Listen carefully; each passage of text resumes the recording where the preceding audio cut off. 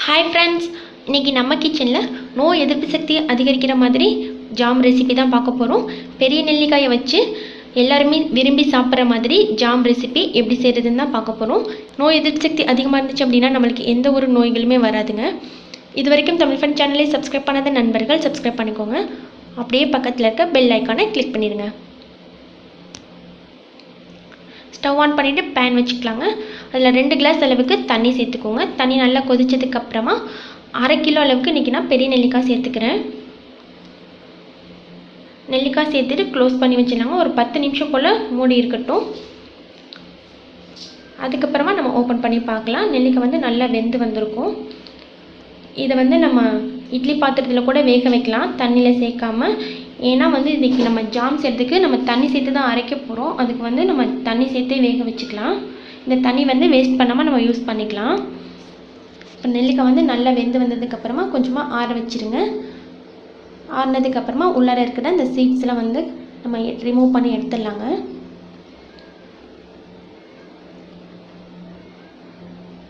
நெல்லிக்காய் நம்ம எந்த மாதிரியான ஒரு டிஷ்ஷு செஞ்சாலுமே அதில் இருக்க சத்துக்கள் குறையவே குறையாதுங்க. நெல்லிக்காயில் நம்ம வத்தல் செய்யலாம், பாக்கு செய்யலாம், நெல்லிக்காய் ஊறுகாய் செய்யலாம், இந்த மாதிரி நிறைய விஷயங்கள் செய்யலாம். எப்படி செஞ்சாலும் குழந்தைங்க ரொம்ப விரும்பி சாப்பிட்றது இந்த மாதிரி ஜாம் செஞ்சிங்க அப்படின்னா ரொம்பவே ஆசையாக சாப்பிடுவாங்க. தினமும் அதை 1 ஸ்பூன் அளவுக்கு கொடுத்தாலே போதும். நோய் எதிர்ப்பு சக்தி ரொம்ப ரொம்ப அதிகமாக கிடைக்குங்க. இப்போ இந்த மாதிரி எல்லாத்தையும் சீட்ஸ்லாம் ரிமூவ் பண்ணிவிட்டு எடுத்து வச்சுக்கோங்க. இந்த தண்ணி நம்ம ஒரு கிளாஸில் மாற்றி எடுத்து வச்சுக்கலாம்.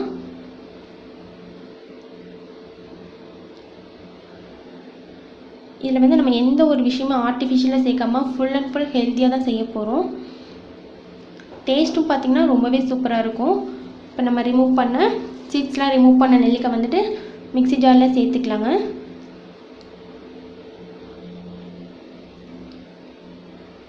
சேர்த்துட்டு நம்ம எடுத்து வச்சுருக்க அந்த தண்ணி கொஞ்சம் கொஞ்சமாக ஆட் பண்ணிவிட்டு நல்லா நைஸ் பேஸ்ட்டாக அரைச்சி எடுத்துகிட்டு வந்துடலாம்.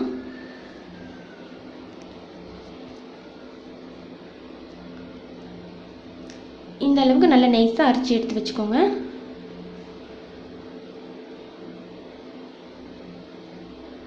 இப்போ ஸ்டவ் ஆன் பண்ணிவிட்டு பேன் வச்சுக்கலாங்க.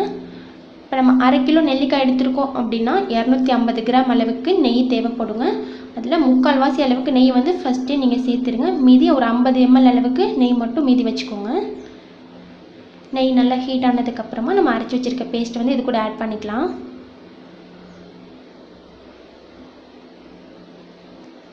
ஆட் பண்ணிவிட்டு கொஞ்சம் நல்லாவா வதக்கி விட்டுருங்க. ஒரு 5 நிமிஷம் போல் நல்லா வதக்கி விட்டுருங்க.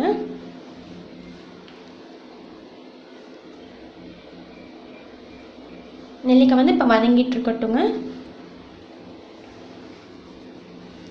நம்ம இன்னொரு பேன் நல்லா ஹீட் பண்ணிவிட்டு 1/2 கிலோ அளவுக்கு வெல்லம் எடுத்துருக்கேங்க. வெல்லத்தை நல்லா தட்டிட்டு சேர்த்துக்கோங்க.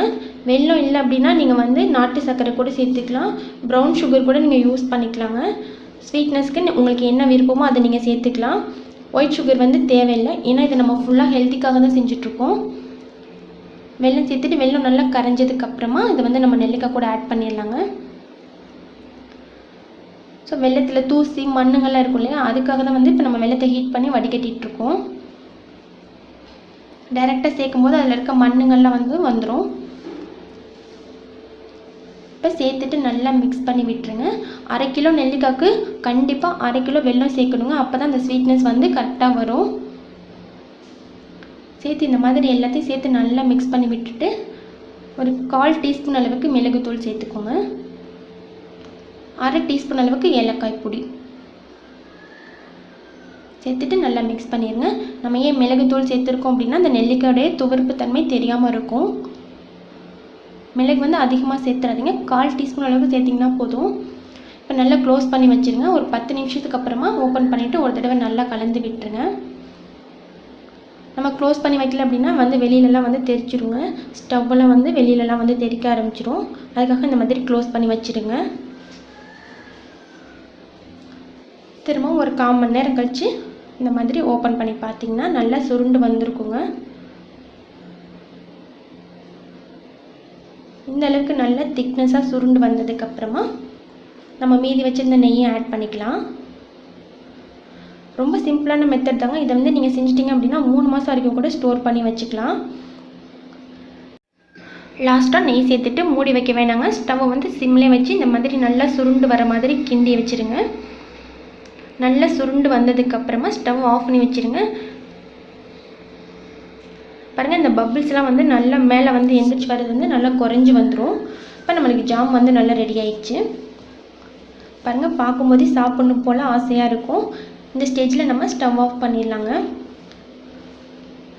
நல்லா வந்து மூடி வந்து க்ளோஸ் பண்ணி வைக்காமல் ஆற வச்சுருங்க. நம்ம இந்த டைமில் க்ளோஸ் பண்ணோம் அப்படின்னா வேர்வை தண்ணியெலாம் வந்து வடிஞ்சிரும். மூடி வைக்காமல் ஆற வச்சுருங்க.